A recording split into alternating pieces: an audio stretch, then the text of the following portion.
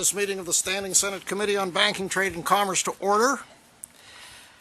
I just wanted to mention to the members I would appreciate if you would be good enough to remain for about 5 minutes in camera at the conclusion of the meeting. Today the committee is holding its third meeting as part of its study on the use of digital currency.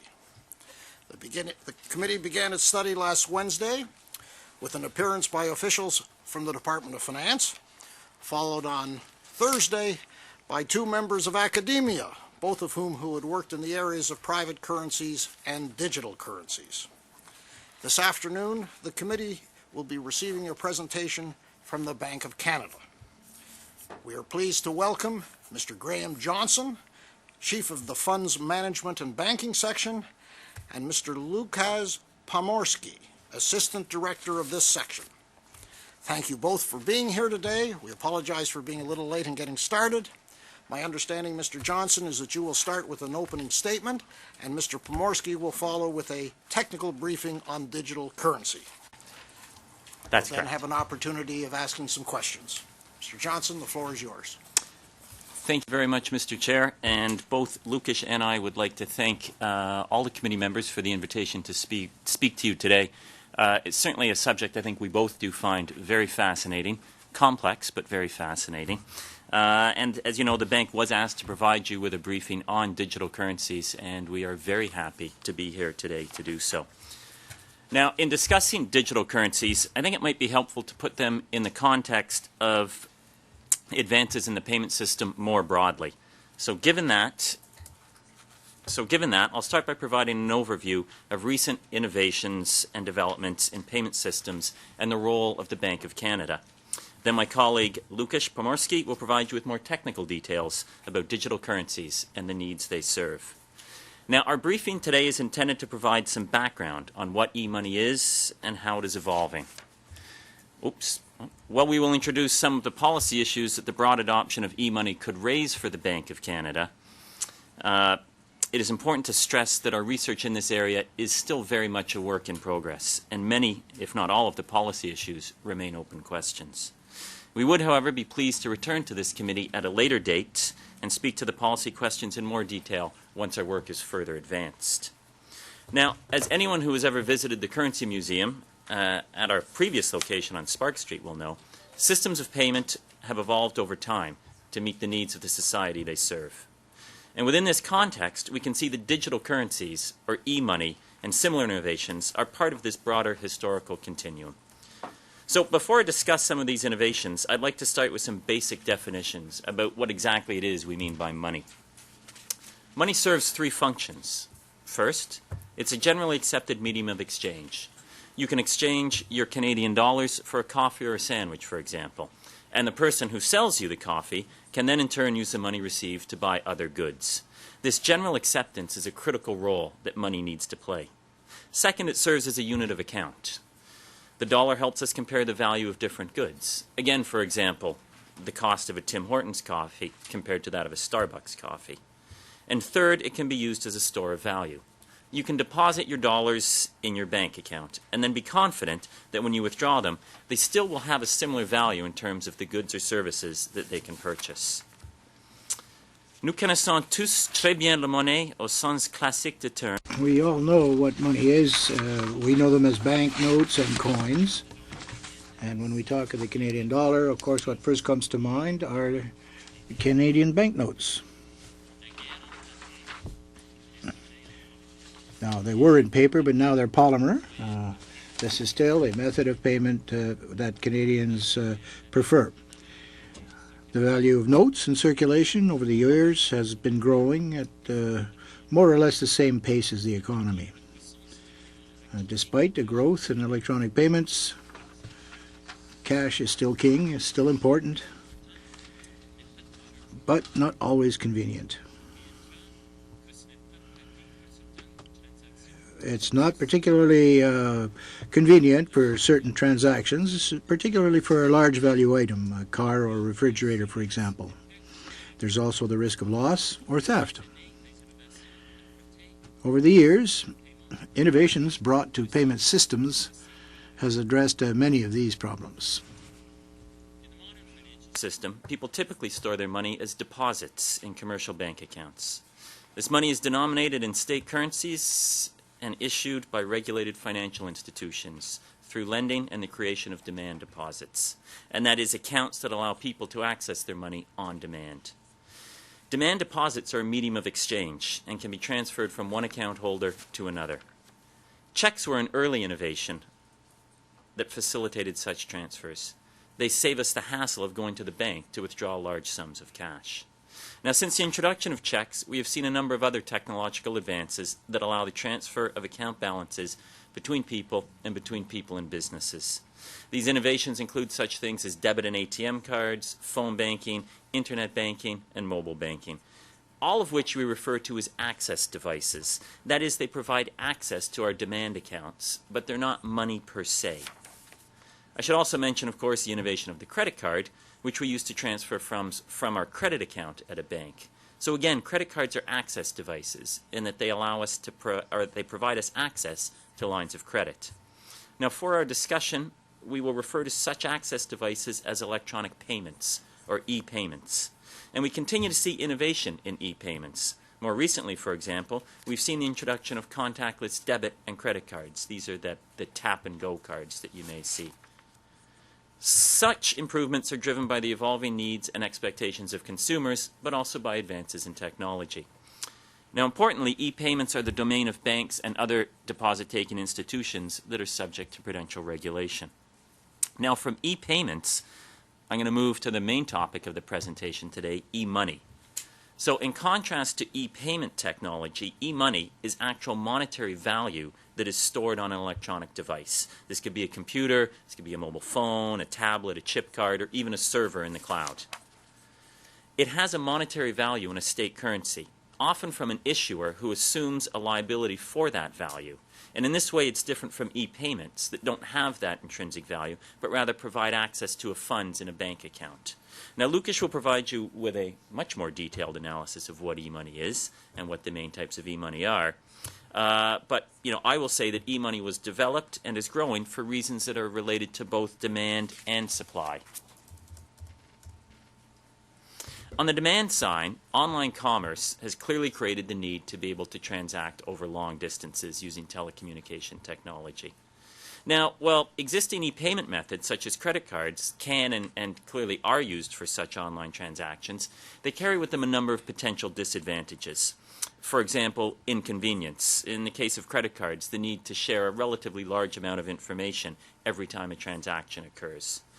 There's relatively high fees. Again, in the case of credit cards, merchants get charged for every transaction, particularly for small value transactions that can be prohibitive, and certainly cross-border transactions or international remittances are expensive. And finally, potential security risks, many associated with the amount of information that needs to be disclosed. Now, on the supply side, there's things such as advances in technology, the growth of the internet, and the widespread adoption of technology such as mobile devices and smartphones, which give people the means to use these new payment products offered by technology companies.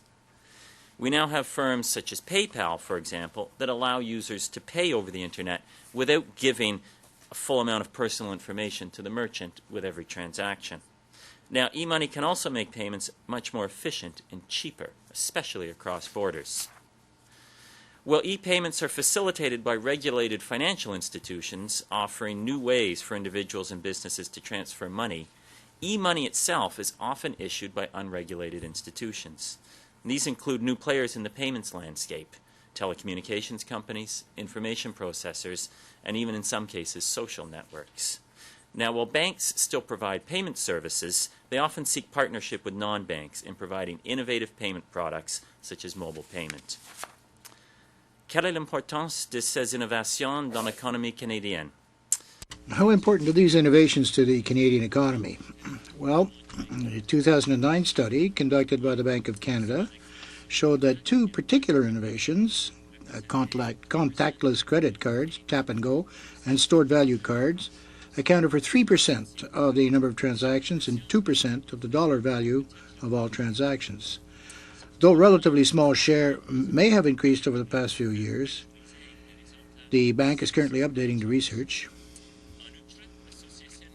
Furthermore, the Canadian Payments Association estimated that there were 24 million transactions of various e-money products worth nearly $10 billion compared to $3 billion in 2008. These figures likely capture only a subset of all e-money transactions in Canada. The CPA tracked only the e-wallet products and peer-to-peer transactions. The annual growth rate over the same period of these types of payments has increased approximately 40% during this period. Relatively fewer e-money products in Canada relative to some other countries. Some of you may remember Mondex, although neither of us do, but some of you may remember Mondex, which was a stored value card that appeared in the mid-1990s, but really failed to get any traction at all. This seems to suggest that Canadians are relatively well served by the existing methods of payment, and existing methods of e-payment systems in particular. Now, in contrast, consumers in countries with retail payment systems that are not as well developed need to seek out alternative methods of payment. And this leads to e-money innovations such as the mobile system M-Pesa in Africa, or multi-purpose prepaid cards such as the Octopus card in Hong Kong. Now, e-money addresses important consumer needs, but it obviously also raises potential risks and challenges. At present, such risks have the largest impact on individual consumers and businesses, rather than on the overall Canadian economy or financial system. The most significant risk posed by e-money is probably inadequate user protection. And this could include insufficient or inadequate information about a new payment service provider, especially about terms and conditions, fees, or dispute settlement procedures. Moreover, users may not fully appreciate the potential privacy issues associated with these means of payment, since some e-money providers have business models that depend on advertising revenue derived from sharing personal information about users. Other e-money developments provide relative anonymity, which entails additional risks such as money laundering and terrorist financing issues. Now, I believe that our colleagues from the Department of Finance who appeared here last week have discussed these aspects of e-money in a little more detail. Now, the Bank of Canada has several reasons to be interested in e-money developments. The bank designs, produces, and distributes Canada's banknotes. And one potential impact of recent developments in e-money is that they may lead to changes in the demand for cash. There are at present about $63 billion worth of banknotes in circulation, and the bank invests the proceeds of issuing these notes in Government of Canada bonds. These bonds are held on the bank's balance sheet, and they generate interest income, which we refer to as seigniorage revenue. This revenue is used by the Bank of Canada to pay our expenses, and the balance is remitted to the federal government. In 2013, this seigniorage revenue was roughly $1.6 billion, and the remittance to the government was about $1 billion. Furthermore, the financial assets, these government bonds, that we hold on the bank's balance sheet help support the bank's various mandates, including our monetary policy and financial stability functions. A substantial decrease in the demand for cash would mean a commensurate increase in the financial assets on the bank's balance sheet. This would in turn lead to reduced revenue for both the bank and the federal government. And furthermore, the lower level of financial assets held on the balance sheet might also have other effects on the bank's ability to do the work we do. Now, given that the demand for cash has actually been relatively stable over the past number of decades, these risks at present appear to be largely hypothetical. The bank also has an interest in promoting safety and efficiency in the payment system. We work with other authorities in this area, and that given the bank's responsibilities under the Payment Clearing and Settlement System Act, we are collaborating with the Department of Finance to conduct a governance review of the payment system. This work addresses the oversight and governance of the national payments clearing and settlement infrastructure and includes alternative payments technology. So studying e-money and its implications for central banks is clearly a strategic priority for the Bank of Canada. The bank's research efforts in this area are focused on deepening our understanding of electronic money and payments as digital alternatives to cash, and analyzing the implication of an increased use of these alternatives for how the bank fulfills its mandates to provide secure banknotes, to promote financial stability, and to control inflation. Now, our research is going to inform a number of important policy questions. These include, should the Bank of Canada have a role as an issue or operator of e-money? Could the broad adoption of e-money pose financial stability concerns? And if so, how can these best be mitigated? What is the appropriate regulatory framework for e-money? And could increased reliance on e-money potentially have implications on monetary policy? Again, as I mentioned at the beginning, it is important to stress that our research in this area is very much a work in progress, and the issues I've raised remain open questions. Given the public interest and the importance of the topic, however, the bank intends to share its research with the public through a new section on our website dedicated to this subject. And the bank sees e-money within a broader continuum of payment system innovation. And as with any innovation, looking back at where we've been is a lot easier than looking ahead to determine where we're going. But with solid research agenda and by monitoring and assessing e-money systems, the bank is committed to building our understanding so that we continue to meet our mandate to promote the economic and financial welfare of Canada. I will now turn it over to Lukasz for a more in-depth explanation of e-money. Excellent. Thank you very much, Graham. And let me start by saying that e-money is really difficult to define. And when you talk to people about it, there are multiple terms that are used almost interchangeably. So e-money, e-cash, digital money, digital currency, virtual currency, and so on. The problem is that people would use these terms with sometimes very different meanings. So we'll talk about that. And then we'll talk about whether and how e-money could potentially satisfy the roles of money, of currency as we understand it. In terms of the medium of exchange, unit of account, and a store of value. Now, as Graham explained, e-money is monetary value stored on an electronic device, be it computer, mobile phone, tablet, or server. Now, to analyze it more deeply, I would like to divide e-money into two categories. One is centralized e-money, that is e-money that is issued and often managed by a central issuer who often assumes liability for the e-money, and decentralized, that is based on a dispersed network of users with no one user recognizing the e-money as its liability. I will begin with centralized e-money. So centralized e-money is monetary value stored on an electronic device that is issued upon a receipt of funds and accepted as a means of payment by entities other than the issuer. Now, this definition is used not only by us, but also by multiple other institutions, for example, the European Central Bank or the Bank for International Settlements. Now, the critical feature of centralized e-money is that it has a particular issuer who has a liability for its value. Just for a moment, if you could just speak a little slower, our translators are having difficulty keeping up. I will do my best. Thank you. Thank you. Now, as an example, consider prepaid payment cards, for example, those issued by Visa or MasterCard. Now, consumers who are using these cards could use the card potentially to obtain a particular good or service from the issuer directly. They might use the card for goods and services provided by a third party, for example, a merchant, that will be then subsequently reimbursed by the issuer. And lastly, the consumer might also be able to redeem the value of the e-money, perhaps using an ATM, and the cash will be subsequently reimbursed by the issuer to the bank. Now, another important and really a key feature of centralized e-money is that it's multi-purpose. That is, prepaid cards that are used for a particular store or particular, let's say, coffee chain wouldn't qualify for that. Now, to give you an example of a very popular e-money, centralized e-money device, I would like to talk a little bit about the Octopus card, very popular in Hong Kong. The Octopus card is a contactless card that is prepaid and was originally issued by the Hong Kong mass transit system. Now, over time, the Octopus card has become more generally accepted by retailers, and nowadays people use it to make other purchases, not only transport. Now, value on the Octopus card is prepaid, and it becomes a liability of the issuer.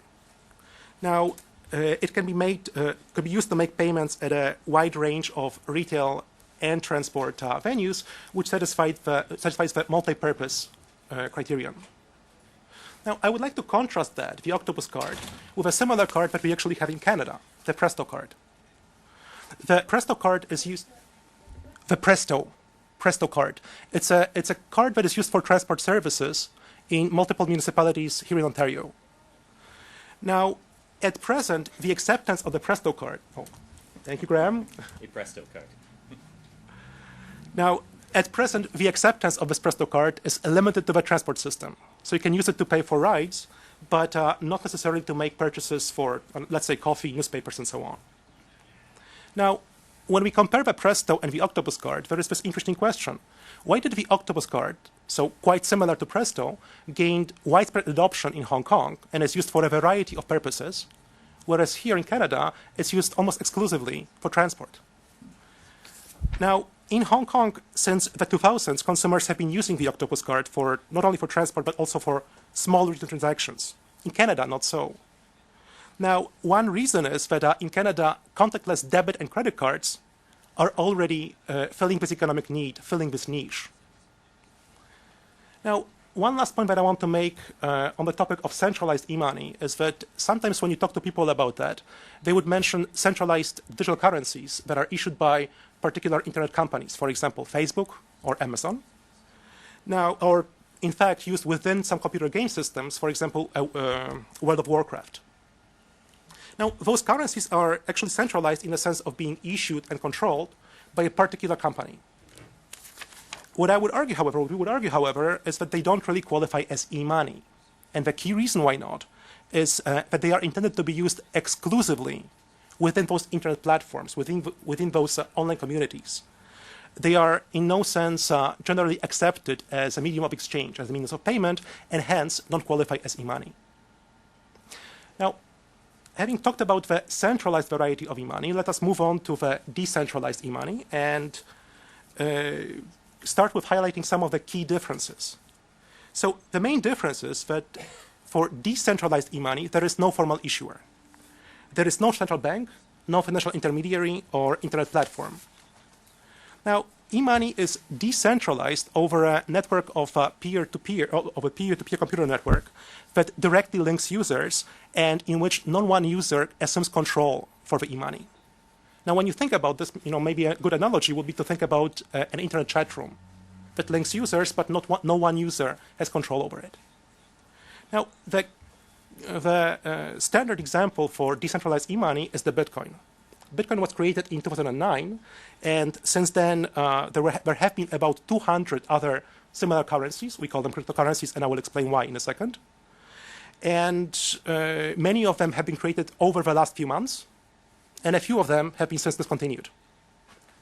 Now, as the best known example of decentralized e-money, most of my remaining time will be focused on Bitcoin, and I will close by illustrating some of the similarities and differences between Bitcoin and other cryptocurrencies.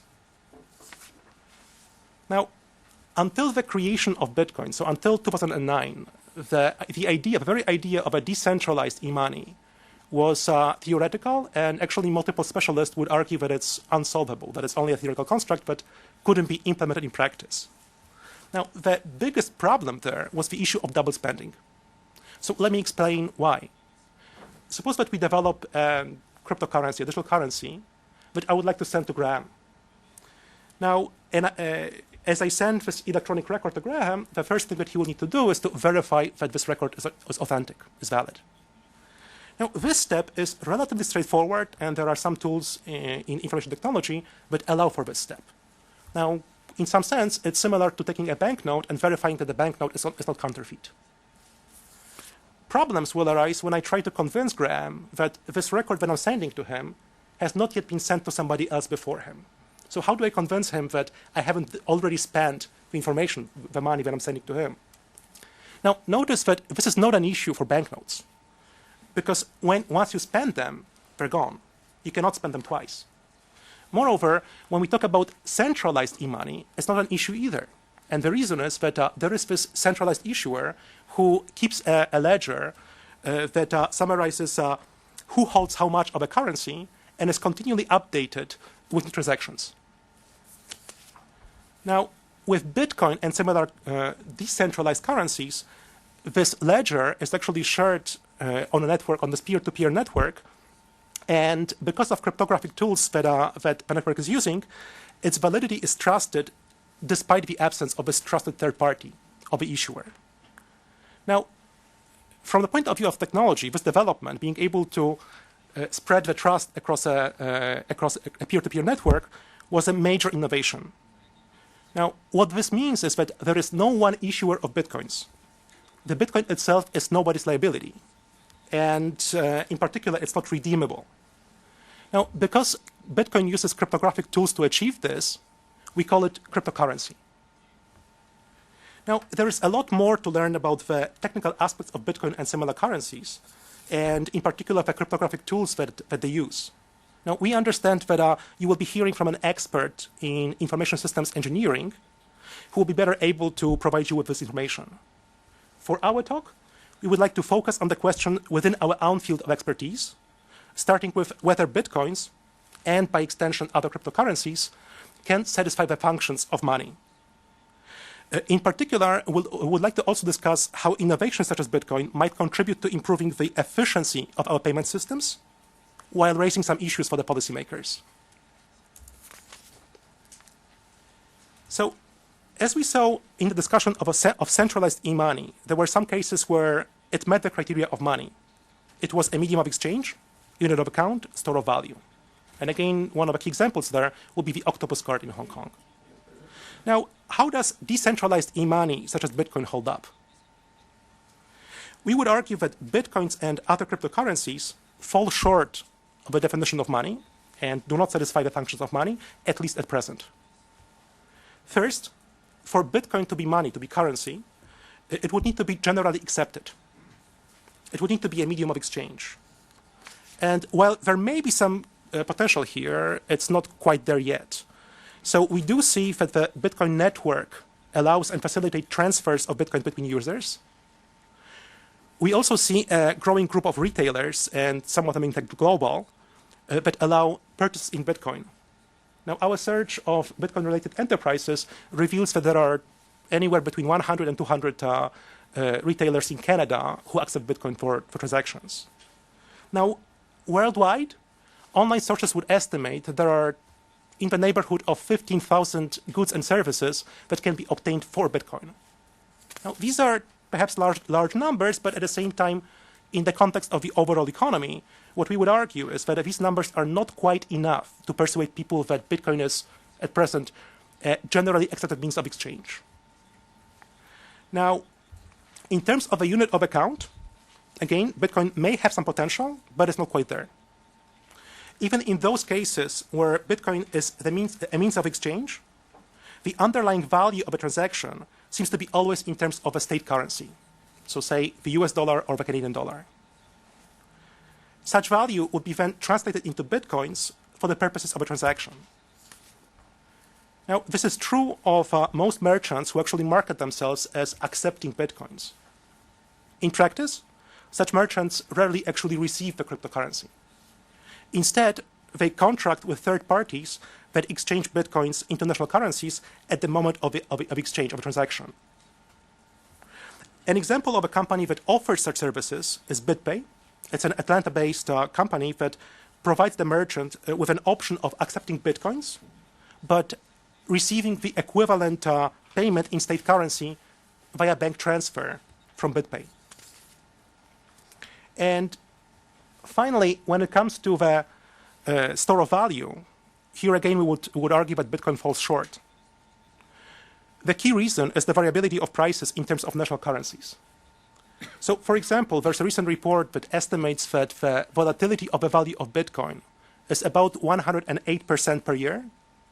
In comparison, it's about 40 times greater than the volatility of the real value of the US dollar. Now, to illustrate this, consider that a few years ago, in 2010, Bitcoin traded at 0.3, a third of a cent per Bitcoin. It reached a high of about $1,200 in December, and I checked this morning, it now trades at about $430 per Bitcoin. Now, imagine that you're a merchant and that you're receiving Bitcoins for the goods and services that you're providing to your customers. Now, it would be really difficult for you because you wouldn't know how much those Bitcoins would be worth next week or next month. And a typical merchant wouldn't be comfortable to accept a medium of exchange that varies in value so much. There's an oft-quoted anecdote that I think well illustrates this. It's about probably an unfortunate soul who in 2010 exchanged 10,000 bitcoins for 2 pizzas. The pizzas were worth about $30 at a time. Bitcoin traded at roughly a third of a cent per bitcoin. In today's exchange rates, so this morning, those 10,000 bitcoins would be worth $4.3 million, making those 2 pizzas really overpriced. I sure hope so. Now, this volatility of Bitcoin means that customers who store value in Bitcoin are exposing themselves to a lot of variability and a great deal of risk in terms of what their savings could be worth, even in a relatively short period of time, even a week. Now, because of these reasons, some would argue that cryptocurrencies such as Bitcoin are perhaps better understood and better characterized as speculative investment rather than reliable stores of value that warrant the designation of money. Now, in fact, some experts and some of our peers, for example, Bank of England, Bank of Finland, would suggest that Bitcoin is more similar to a commodity than to a currency. Now, I want to spend a little bit more time on this store of value aspect, because the price volatility of cryptocurrencies, of Bitcoin and other currencies, signals a very important difference between them and between state currencies that are issued by central banks. Now, many cryptocurrencies have delegated the management of the money supply to algorithm. Now, for example, in Bitcoin's case, the money supply is growing at a pre-specified rate. It will eventually level and remain constant forever after. Now, this fixed supply is arguably at least partly responsible for the variability of the value of Bitcoin in the presence of variable demand. Now, in contrast, one of the key roles that central banks play is maintaining the price stability in terms of state currencies, and specifically to prevent price volatility of the kind that we're seeing in Bitcoin. Now, one of the tools that central banks have to actually achieve this goal is changing the supply of a state currency. Now, this wouldn't be possible for Bitcoin, and arguably it was a feature that was attractive to some of the users of Bitcoin, but we would argue that it's a feature that has a negative consequence of contributing to price volatility. Now, this volatility makes it difficult for Bitcoin to be a reliable store of value, and consequently, a generally adopted currency. So, if we argue that cryptocurrencies at present don't really satisfy the key functions of money, why are they so popular? Why do we have them? Now, first, cryptocurrencies may help reduce the cost of financial intermediation. So, because they are decentralized, cryptocurrencies sidestep the high cost of facilitating and processing electronic payments. And such mediation is expensive and often too high, particularly for smaller value payments to be processed. And this effectively limits the scope of e-commerce to higher value transactions. Another feature that is related and that some at least consider positive is irreversibility of payments. Now, this allows the cryptocurrency to look more like cash and allows merchants to accept payments for transactions without the risk that these transactions will be later reversed. These two features, avoiding potentially costly intermediation and enforcing irreversibility of payments, could allow cryptocurrencies, and Bitcoin, for example, to serve an important niche in the digital economy, and specifically for micropayments. So think about payments for, let's say, individual songs that you buy over the internet, or paying for individual, say, digital photographs, digital pictures. Such payments are too low to warrant merchants' investment in payments infrastructure or to justify the fees from existing instruments such as credit cards. And finally, there's another feature of Bitcoin's design that is attractive, again, at least to some consumers. And that is the high degree of privacy, or to be technical, pseudonymity that Bitcoin offers. Now, transactions in Bitcoin are publicly available, but at the same time, they do not reveal the transactor's true identity. Now, again, this feature was meant to make Bitcoin more similar to cash. and cater to consumers who value our privacy. However, as with cash, there are disadvantages of allowing such anonymity. As we have seen, bitcoins can be stolen or defrauded from their owners. Moreover, the novel features of Bitcoin, anonymity, irreversibility of transactions, makes it potentially attractive to people who are interested in, say, trading illicit substances or potential money laundering, particularly over the internet. Now, I believe that our colleagues from the Department of Finance have already discussed some of these issues with you. Comme je l'ai dit tantôt, le Bitcoin est la crypto-monnaie. As I said earlier, Bitcoin is cryptocurrency. Everyone's heard of it, but there are many more. Often, these have characteristics, but there are also shortcomings, as in with Bitcoin. Often, they're just copies of the original formula with a different name. And I can give you a few examples. There is a cryptocurrency called Litecoin, developed in 2011. And it's largely based on the specifications that Bitcoin has used. Some changes were introduced to try to improve the original by speeding up the transaction or the settlement of the transaction. The size of the total money supply of Litecoin will be 4 times as large as that of Bitcoin. And at present, Litecoin is the second most popular cryptocurrency on the market. More interesting, perhaps, is another one called Peercoin. This particular e-currency is less popular than Bitcoin or Litecoin, but it offers some distinctive new features. First of all, there is no hard limit on the total number of peer coins that will be issued. Quite to the contrary, the money supply will increase by 1% per year.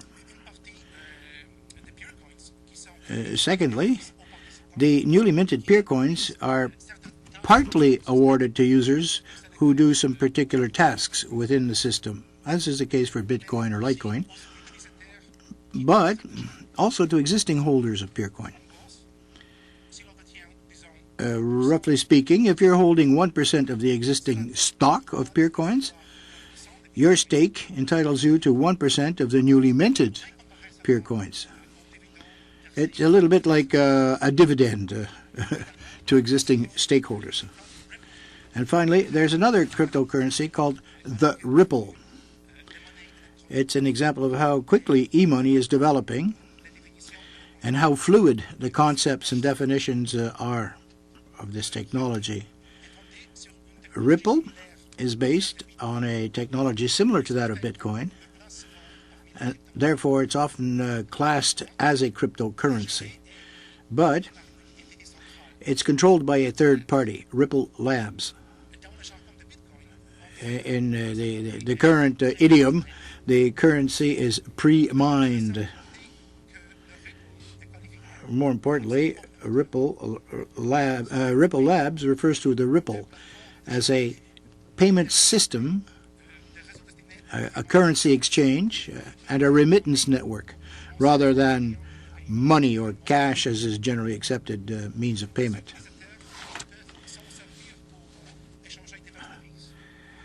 The payment system is meant to allow users to trade a range of currencies, including other cryptocurrencies, remit money, etc., making it more of an e-payment system than strictly e-money per se.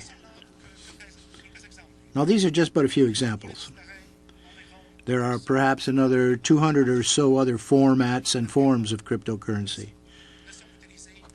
Most of them have a relatively small consumer base each, and a few are all but defunct after a brief spike of interest.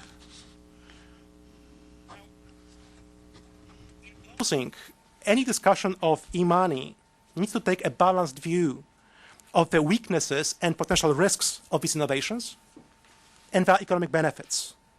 These benefits arise from payment needs that e-money satisfies. Now, as long as the needs are there, even if Bitcoin or similar cryptocurrencies ultimately fail, other payment innovations will arise to replace them. Now, one thing that history has shown us is that changing consumer needs, changing technology, will be reflected in innovations in payment systems. Such innovations may well be based on the technology that is similar to that underlying Bitcoin. Now, they may be implemented not only in a decentralized fashion, like Bitcoin, but perhaps also incorporated into products or services offered by private companies or maybe even governments. Now, the payment landscape is changing rapidly, both in Canada and around the world, with a number of innovations, participants, and systems. At the Bank of Canada, we cannot predict the exact direction that this innovation will take. However, what we can do is assure the committee that we'll continue our efforts to monitor developments and assess their implications. We will share our findings with Canadians through publications on our website. Thank you very much. Merci beaucoup. Mr. Johnson and Mr. Pomorski for your opening presentations. Very, very helpful. We have just over 35 minutes left for questions. I have a long list of questioners, so I'm going to ask that you keep your questions sharp and to the point, starting with Senator Belmar, to be followed by the Deputy Chair of the Committee, Senator Hervieux Payette. Please. Merci, Monsieur le Président. Merci pour votre... Thank you very much, Mr. Chairman, and thank you very much for your presentation. As you may be aware, we began with Bitcoin as the object of our study because we were quite interested in that. Cryptocurrencies, a new phenomenon to our mind.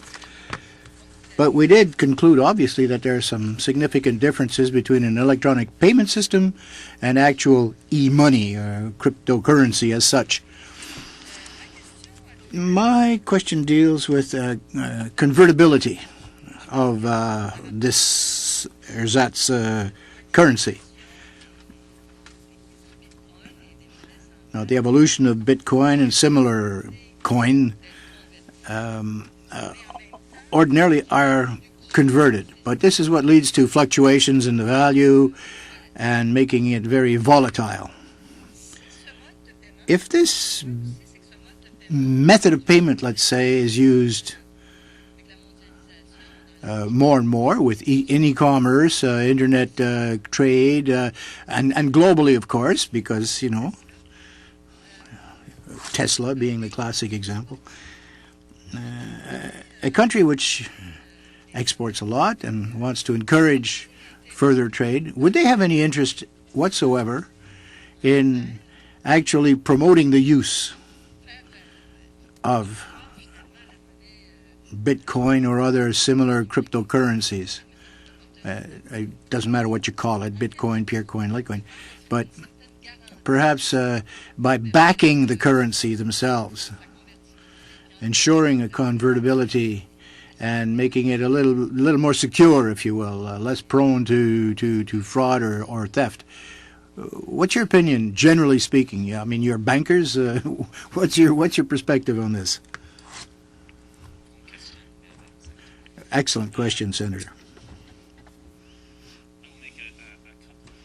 I think generally those countries that are active in global trade would support advances that make cross-border payments, international payments faster, more secure, and cheaper. That would tend to facilitate this. Now, one thing I should stress is certainly that at this stage, these methods of payment are largely person-to-person, and obviously a lot of exporting is business-to-business. It's a reseller buying from a supplier. It's one business buying from another business to resell. So there's been relatively little in the way of cryptocurrency activity in that. The other is, of course, credit is quite important for global trade. Letters of credit. There's no credit in cryptocurrencies, in fact. So that would, again, make that very difficult. A very good question about the price volatility. And as Lucas pointed out, at this stage, that's, in our minds at least, one of the key things that stands to make Bitcoin and other cryptocurrencies really not fully meet the definition of money. And if one could think, you almost, in order to mask the volatility, you would need to control the supply of the money. If you have if you have a given supply of goods or a given level of economic activity that fluctuates, and you want to keep the price level constant, the amount of money needs to fluctuate to keep that price level constant. I would certainly say the Bank of Canada and most other central banks have set an inflation target as a way to achieve that we will manage the money supply as such, but the interest rate to keep the value of the Canadian dollar in terms of goods relatively stable. That is contrary to the very foundation of a cryptocurrency with a fixed supply. As in Bitcoin, that's impossible. So by definition, if the level of economic activity, if the level of trade, if the level of activity fluctuates, but the supply of cryptocurrencies does not, you're going to have volatility. It's a certainty. So those are significant. Vous ne pensez pas que la vitesse de circulation de la monnaie... Don't you think that the rapidity, the speed of this might be different than actual cash transactions or money currency transactions as they now stand? Yes, certainly. But again, I mean, not a monetary theorist, but the velocity of money is extremely volatile and difficult to predict. So again, that can move around very, very rapidly, and can lead to large fluctuations in the relative price of goods in a certain currency. And if you look at, the price of goods denominated in Bitcoin, they would be extremely volatile, and part of that would be rapid changes in the velocity. I don't know if. So what I would add to this is that I would always try to look at the underlying economic needs that the currency might serve, and I agree with you that perhaps the greatest needs are actually at the level of remittances or sending money abroad. And to the extent that people are not satisfied with the current offering, the current services, they might gravitate to services such as cryptocurrencies. And to the extent that cryptocurrencies can provide lower fees for these services, they might be eventually adopted. Now, I want to make 2 points here that I think are important. Number one is that if you develop a system to cater to this need for, let's say, remittances, then this is more of a payment system than currency. You're not issuing a currency, you're providing a service for this particular need. And in fact, one of the examples that I mentioned, the Ripple, the designers of that system were specifically identifying this area, international transactions, remittances, as one of the key features of our business models. At the same time, as I said, they were very clear that what they have is not currency, it's not money. They provide a way to send money abroad cheaply, maybe more cheaply than other methods. So in this sense, I think similar innovations may have a role, but it wouldn't be a role of currency. Merci beaucoup. Senator Hervieux-Payette, please. Une petite question. Après que vous avez parlé tantôt d'M-Pesa en Afrique et Octopus au Japon, vous dites que ça va être, ce moyen-là serait utilisé par des pays qui ont un système moins développé. Voulez-vous élaborer là-dessus? Qu'est-ce que vous entendez par système moins développé? Mm-hmm.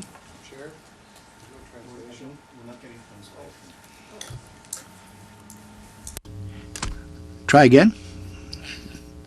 Repeat. Interpreter. All right, I'll start again. Earlier in your presentation,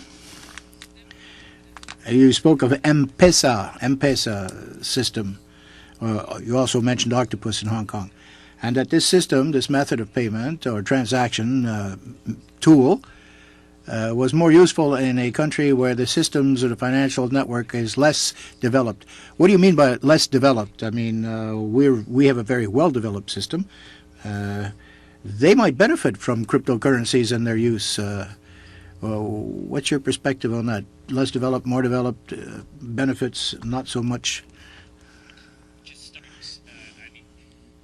To systems, and I think Canada is a very good example in this regard of a country with a very well-developed payment system with technology that is provided by major institutions, it is very good. I don't know the number exactly, but a huge percentage of Canadians are what we call banked. That is, they have bank accounts with large institutions. When you're banked, you have things like debit cards, you have things like credit cards, you have this method of payment. In Africa, for example, one of the there's a very small percentage of the population has a bank account. So a payment system such as M-Pesa helps to accommodate that. You don't need to have a bank account. You can load monetary value on M-Pesa and use that as a means of exchange. You don't need a bank account. So again, when we talked about, when I mentioned earlier, the access tools to give access to your demand deposit to exchange. If you don't have a demand deposit, if you're in a country that's not well banked, an access tool does you no good. So you need a store of monetary value. As for the octopus card, I'll turn to Lucas. Si vous permettez, je vais répondre en anglais. So the point that I was making is that the Octopus card was a card that was designed specifically for the mass transit system, and very quickly, within a few years, it gained widespread adoption across a variety of retail establishments, so not only transit.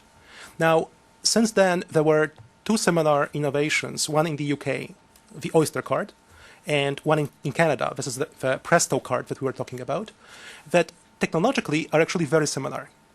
These are contactless cards. You can store some value on them, and you can potentially use the value not only for rides on a transit system, but also for purchases. Now, somehow in Hong Kong, these cards actually became used for a variety of purposes. Both in the UK and in Canada, they haven't. They're used almost exclusively for transport. And the way that I would interpret this is, as Graham said, we already have a payment system that caters to the needs that such cards might satisfy. For example, contactless debit or credit cards would allow you to pay for your coffee or newspaper in a blink of an eye. You just tap the card and go. So in Hong Kong, perhaps those new devices were competing for people looking for this convenience, whereas in Canada, that niche was already catered to, already covered. So in this... The transportation card in Canada, I mean, people pay for it. I mean, this is what you use for a monthly pass. I mean, money is involved in that. I agree. Now, the key difference is that here we're using the Presto card only for this one use. And I would go back again to the defining feature of money as being generally accepted. So if you're using this card only for this one service, I wouldn't call it money. Whereas in Hong Kong, it's actually used for a broad range of services. Now, as other examples that are uni-use that we could talk about, we could talk, for example, about stored value cards that are issued by Bridgehead or Starbucks. So these are cards that are used exclusively to buy coffee or whatever it is that you buy at a Bridgehead. They're not used outside of a chain. Or you could think about maybe even things like air miles. So air miles can be used for some variety of services, in particular for airplanes, but also for goods, but for goods specifically from one provider. You cannot take your air miles card and go to Walmart, for example, and use it to buy some other goods. So because of this wouldn't qualify as money. These are not generally accepted means of payment. Thank you. Thank you very much. Senator Black to be followed by Senator Massicotte. Thank you very much. Excuse me. Thank you very much, Mr. Chairman, and thank you both. You've been very helpful in advancing our study. I'm working, my line of questioning this afternoon is going to focus on opportunities that might flow from this innovation. Right. So I would start by asking if you would agree with me, and I think you do, that Bitcoin is an innovation, not the end game. Yes, I would agree with that. I think we would agree with that. And you would agree as well? Absolutely. You bet. Okay.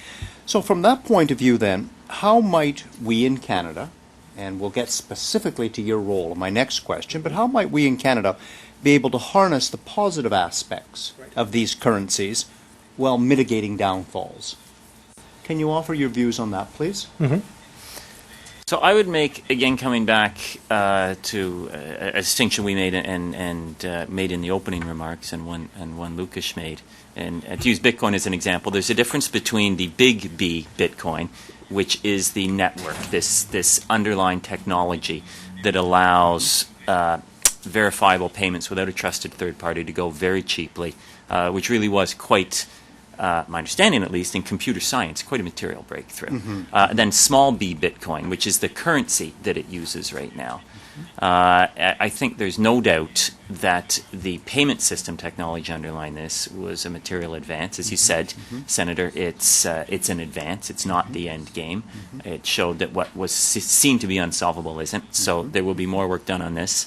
And I think, in terms of payment system efficiency, absolutely, this is these are good advancements. The question of how you harness it, while at the same time protecting people, is one that, quite frankly, we will spend a lot of time. We have not really formed solid opinions on that. To date, it is largely a consumer protection education aspect. People should, really just even the education of the volatility of the underlying currency, that the price is very volatile, that it is not broadly accepted. That's as I said, that seems to be the biggest issue right now, and quite frankly, is something that falls outside of the Bank of Canada's mandate. But again, we will advance our research on this. A work in progress. A work in progress. A work in progress. Great. Much like the system itself. Yes. Absolutely, and that's appropriate. Yeah. Can you see a circumstance where the Bank of Canada would issue e-money? So, and there's a question. The Bank of Canada issues Canadian dollars under the Currency Act. That is the legal tender of the Government of Canada, and the Bank of Canada is the sole issuer of that. So we issue Canadian dollars. Under the current legal act, we couldn't issue another currency. So in terms of a digital currency, not under the current legal framework, the e-money or e-payment system is a different one. We currently do not. We could, for example, we could have made the decision to offer demand accounts to Canadians, which we did not. We could have made the decision to offer debit cards for those demand accounts to Canadians. We did not. The decision, well before either of our times, was clearly that this level of innovation and scale and customer service was best left to the private sector in an appropriate regulatory framework. I think that has served Canadians very well. Going back to the fact we have not seen a lot of the sort of octopus-type cards or M-Pesa, Canadians are very well served by their payment system technologies now. And so are you shutting the door to the question? No, again, this is, as I said in my opening statement, one of the key questions we're looking at is there what is the role of the central Tremendous, bank? thank you. And my last question, Mr. Chairman, if I may. I'm advised that there's something called Mint Chip. Great Yes. name. And I'm told that the It's a Mint cookie. Chip... I'm told that Mint Chip is being developed by the Royal Canadian Mint as a digital currency backed by the government. Can you comment? I would actually defer that to the Mint. You would as well. I would. I also would defer that comment. I mean, I can tell you that we are in contact and communication with our colleagues at the Mint who are working on this or were working on this innovation. But I would be out of line if I were commenting on this on behalf of the bank or the Mint. Are my researchers close to right that you would understand that might be the case? No, so I would say that in terms of the product that was being developed, it was essentially an e-money development very similar to the ones that I was the centralized e-money development, similar to the ones that I was talking about in my presentation. So you're right. This is one of examples of where an institution might go in terms of issuing e-money. Where Canada might go. Or where Canada might go, right? I mean, it's certainly a possibility. It's a possibility that has been evaluated by the Mint. Sure, but again, I will stop short from. I understand, of course you do. It's a very good try, Senator. Thank you, Brown. Mr. Chairman. Senator Massicotte. Merci beaucoup, Monsieur le Président. Merci à vous deux. Thank you very much, Mr. Chairman, and thank you to our witnesses. Probably something out of somebody, but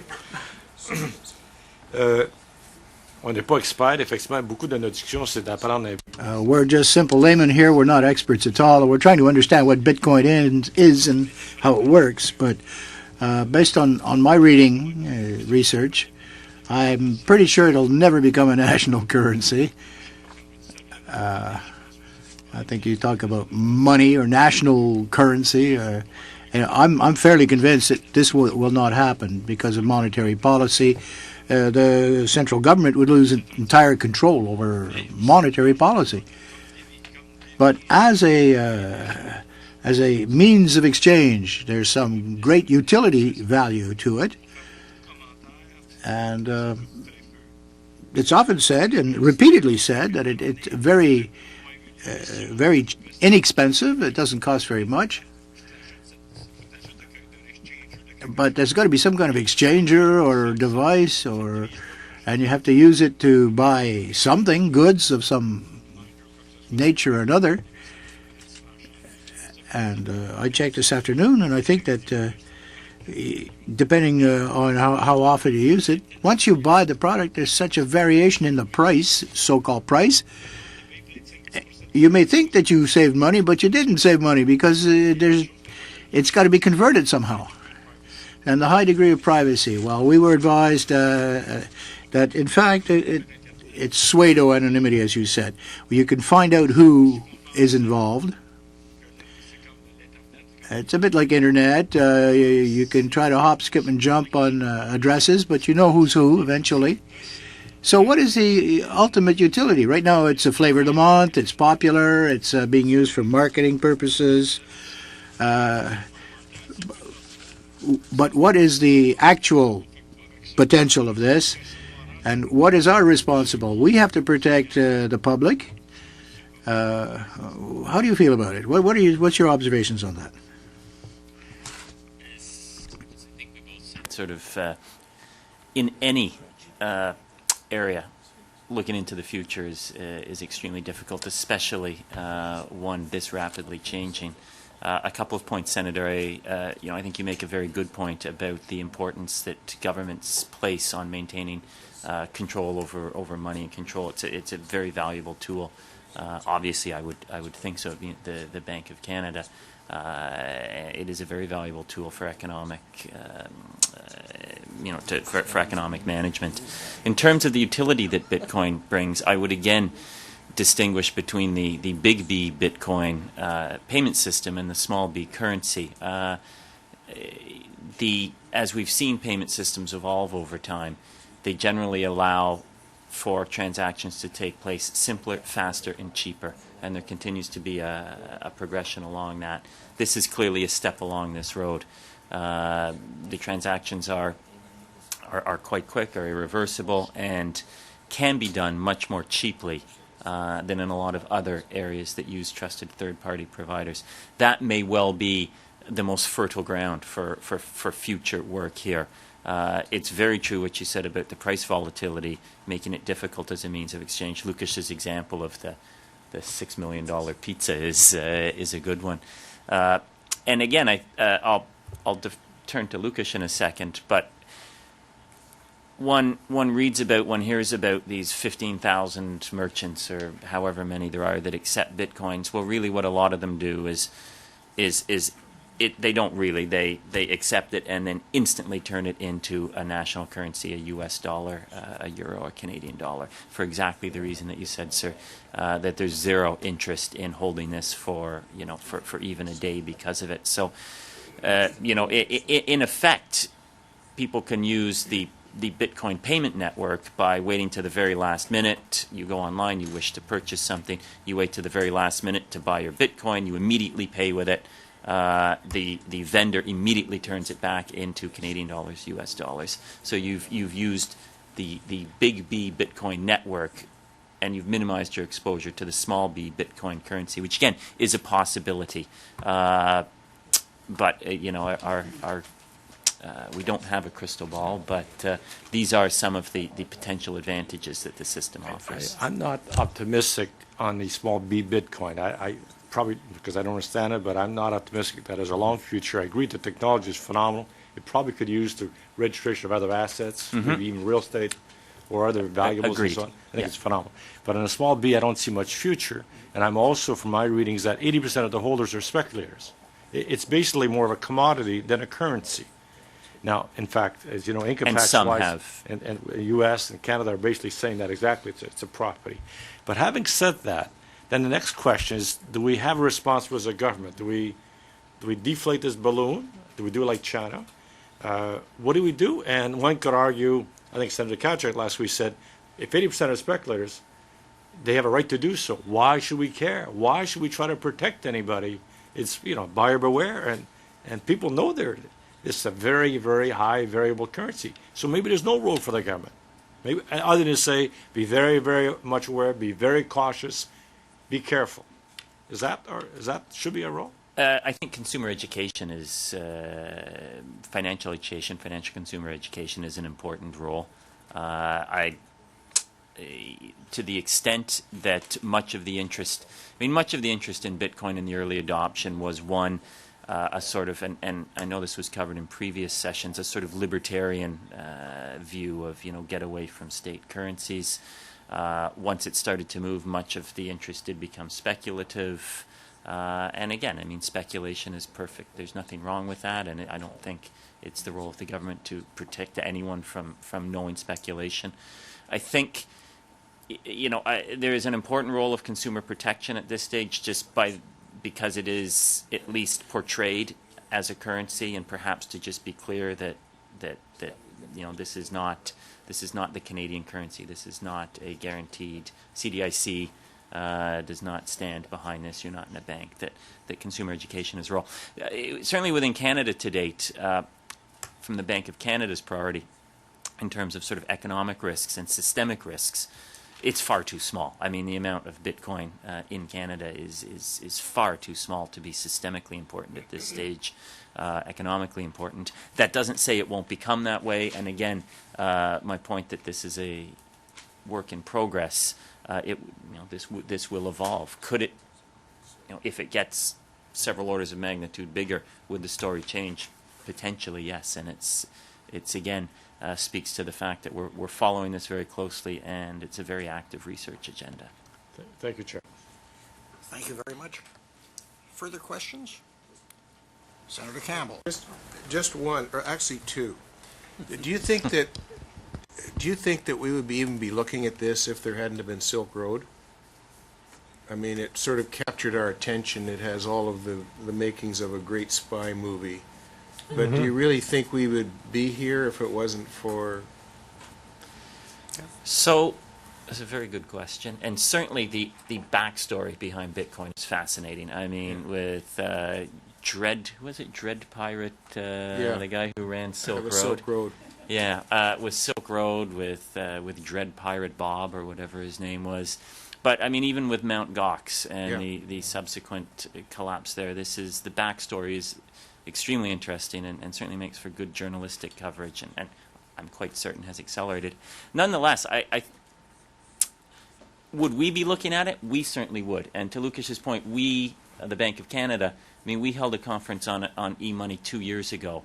I think before Bitcoin was really in the common lexicon. This is a material advance in the payment system. This is a material advance. This is a material advance in money. It's a material advance in payment system. It's something we need to understand. The Bank of Canada has been, we do have a currency department. We have been studying alternative means of payment for 30 years. Well, even probably longer, I'm sure. My comments about the risks to the bank of people, of demand for cash falling off precipitously, and that this would have impacts on the Bank of Canada's balance sheet, which would have knock-on effects. These worries existed when credit cards came out. These worries existed when debit cards came out. You could well look and think, well, if everyone has a debit card and a credit card in their wallet, wouldn't the demand for cash collapse? Right. And it never did. Cash, the banknotes outstanding goes up 5% a year, well, roughly in line with nominal GDP growth, or the growth of the economy. Goes up at 5% a year every year, and has done so for the past 3 decades.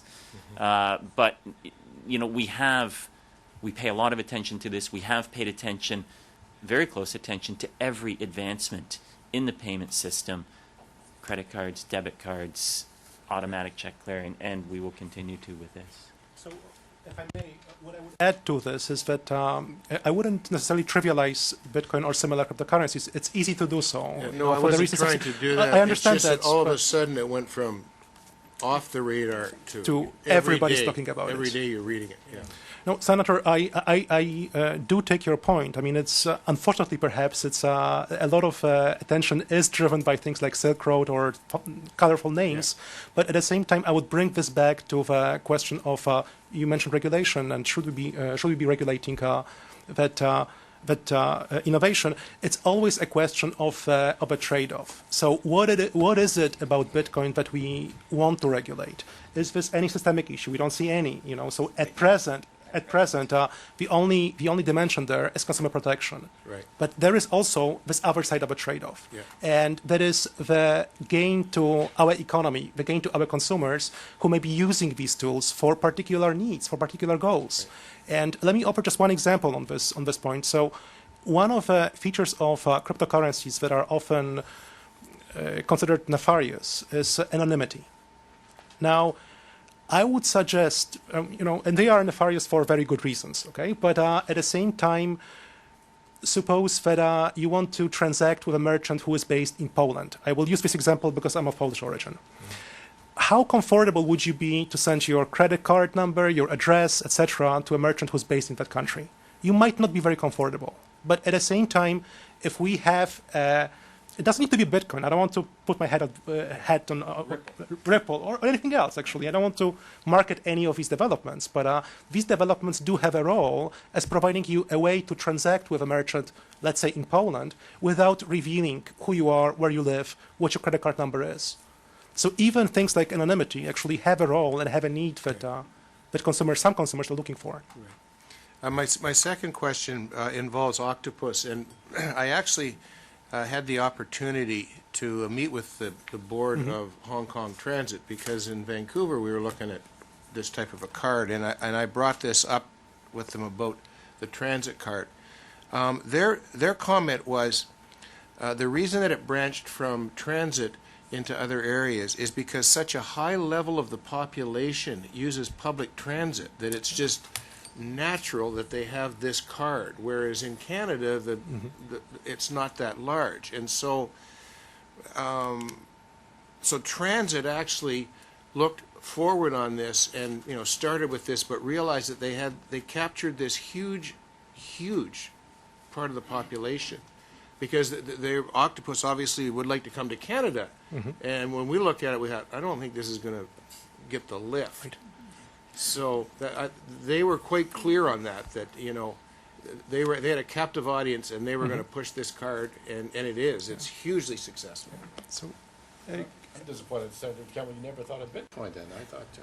Thank you, Senator Campbell. We're going to conclude with a very brief question from Senator Belmar. Thank you, Mr. President. Je voudrais savoir, en termes... I'd like to know, in terms of a number, money supply, quantum, in terms of billions, how much are we at? I mean, compared to the supply side on bitcoins. Not an expert in money supply, and there's a lot of definitions of it. If I could answer La in étroite, la fiduciaire. M1. M1, oui. Would have to come back to. In terms of currency outstanding, it's 64 billion right now. Okay. In terms of banknotes outstanding. In terms of M1. Well, but I wouldn't go to M1. I would try to compare apples to apples. Yeah. So if you talk about that specific currency, I mean, as of today, It's 63. well, talking about the money supply of Bitcoin in terms of US dollar or Canadian dollar is a little bit tricky because those numbers are changing very rapidly. But as of today, the money supply of Bitcoin is of the order of $7 billion, which essentially is globally, which is 100 times smaller, roughly, than the money supply of cash. So not money supply, but supply of banknotes in Canada alone. So in terms, and you may want to add to this the supply of, if I remember correctly, $1.2 trillion worth of banknotes that the U.S. emits. So in terms of the importance of Bitcoins at the moment in the global system, it's relatively unimportant, which perhaps explains why we haven't seen in terms of a systemic impact, any evidence that it might have any impact at the moment. Again, it does have an impact for consumers, for individuals who transact it, often with high risk to their wealth, but not systemically. Not in Canada and certainly not worldwide. Merci. Even shorter concluding question from Senator Massicott. Senator Bellemont's next question would be, having said that, right now there's a delay around 10 minutes for every transaction, and it's growing a little bit. Is there technology even available to do international currency?